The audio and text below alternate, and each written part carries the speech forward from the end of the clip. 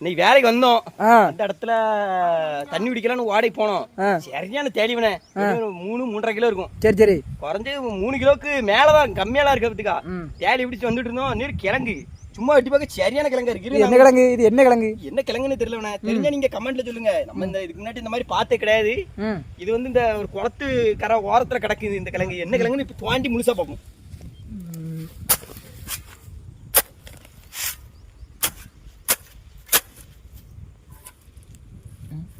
என்ன கீழே வரைக்கும் இருக்கும்னு நினைக்கிறேன். ஆமா, இரு பாப்புனே. ஒருவேளை இது மருத்துவ குணம் நிறைஞ்ச கிழங்கா கூட இருக்கலாம். நமக்கு சொல்ல முடியாதுக்கா என்ன கிழங்குன்னு வேற தெரியல. ஒரே பூட்டில் வந்துட்டு பூண்டு மாதிரி இருக்கணும். வெங்காயம் வெங்காயம் என்னது பீட்ரூட் நினைக்கிறேன். பீட்ரூட் சொன்னாலும் அப்படியே தான் இருக்குமோ? என்னடி விசக்கிழங்கா இருக்குமோ? தேவையில்லாம கை வைக்காத. வெங்காயம் மாதிரி தான் இருக்கும். உரிக்கி உரிக்கி ஒண்ணுமே இல்லாத மாதிரி இருக்குண்ணே. வெங்காயம் தான் அவனே.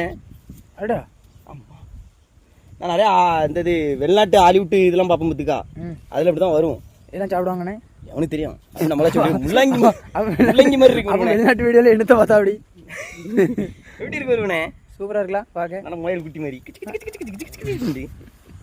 என்ன கிழங்குன்னு எனக்கு இது என்ன கிழங்குன்னு தெரியல. உங்களுக்கு தெரிஞ்சா நீங்க கமெண்ட்ல சொல்லுங்க. உருளைக்கிழங்கு தெரிஞ்சுக்கிட்டு இலைய பாருங்க வித்தியாசமா இருக்கு. என்ன நின்மதான் கூகுளில் போட்டு பார்க்கணுண்ணே. தெரிஞ்சா நான் அவங்களுக்கு கமெண்ட்ல சொல்லுவேன். எப்படி நம்ம பார்க்க மாட்டோம், நமக்கு இருக்க வேலைக்கு. சரி பாப்போம். அவ்வளோ இருக்க மரம் எடுக்க போயிட்டான். இதுக்கு மேலே விட்டா லேட் ஆயிரும்பதுக்கா பயங்கரமா இருக்கு. சரி ரைட், சரி போமா, போலாம்.